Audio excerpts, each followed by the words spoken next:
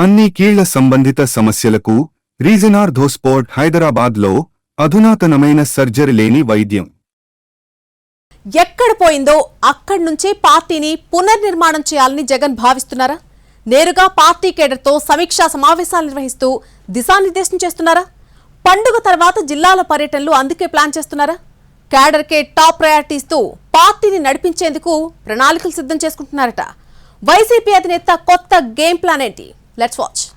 YCP ఆవిర్భావం నుంచి సవాళ్లతోనే పార్టీని నడుపుతున్నారు అధినేత జగన్మోహన్ రెడ్డి. 2014లోనే వైసీపీ అధికారంలోకి వస్తుందని భావించినప్పటికీ 67 అసెంబ్లీ స్థానాలతోనే సరిపెట్టుకుంది. ప్రతిపక్ష పాత్ర పోషించింది. ఆ తర్వాత పార్టీ కార్యకర్తలు, నేతలను జగన్ సమన్వయం చేయడంతో 2019 అసెంబ్లీ ఎన్నికల్లో బౌన్స్ బ్యాక్ అయ్యారు. పట్టుదలగా పనిచేసిన జగన్ పార్టీకి 175 స్థానాలకు 151 సీట్లు కట్టబెట్టారు. 50% పైగా ఓట్లు సాధించి అధికారంలోకొచ్చారు.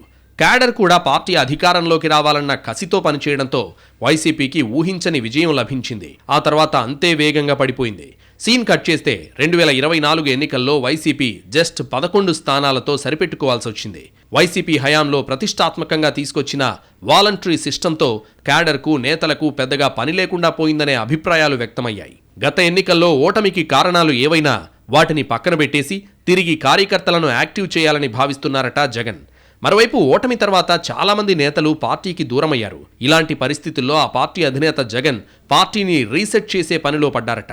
నేతలు పార్టీని వీడినా మొదట్నుంచి కార్యకర్తల బలంతోనే పార్టీని నడిపిన జగన్ గ్రౌండ్ లెవెల్లో పార్టీని మరింత బలోపేతం చేయడంపై ఫోకస్ పెట్టినట్టు తెలుస్తోంది. వైసీపీ కేంద్ర కార్యాలయంలో ఉమ్మడి జిల్లాల ప్రాతిపదికన వరుసగా సమీక్షా సమావేశాలు నిర్వహిస్తూ వస్తున్నారు జగన్. పనిలో పనిగా ఓటమితో డిసప్పాయింట్లో ఉన్న కార్యకర్తలకు నెక్స్ట్ తమ పార్టీ విజన్ ఏంటి, ఎలా ముందుకు వెళ్లాలంటూ ఈ సమావేశాల్లో క్యాడర్కు దిశానిర్దేశం చేస్తున్నారట.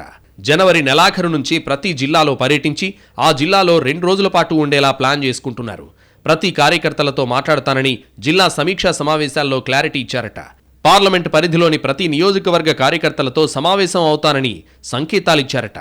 కూటమి ప్రభుత్వంతో ఇబ్బందులు ఎదుర్కొంటున్న వారికి పార్టీ అండగా ఉంటుందని భరోసా ఇవ్వాలని నిర్ణయించారట. ఈసారి క్యాడర్తో గ్యాప్ లేకుండా చూసేందుకు 2 రోజుల పాటు జరిగే సమావేశాల్లో కార్యకర్తలతో మమేకమవుతానని జగన్ స్పష్టంగా చెప్పినట్టు తెలుస్తోంది.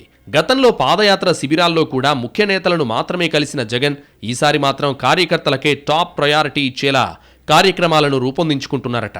కార్యకర్తలకు సముచిత స్థానం ఇచ్చేలా కార్యక్రమాలను రూపొందించుకోవడంతో కార్యకర్తలు కూడా ఉత్సాహంలో మునిగిపోయినట్లు సమాచారం.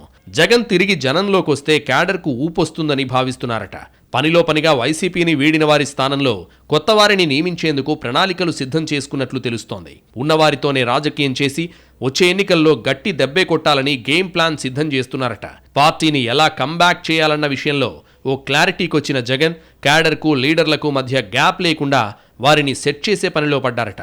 గ్రామస్థాయిలో ఉండే ప్రతి కార్యకర్తను దగ్గరయ్యేలా ఆయన కార్యక్రమాలు చేపడితే పార్టీ త్వరగా సెట్ అవుతుందని కార్యకర్తలు, నేతలు లెక్కలు వేసుకుంటున్నారు.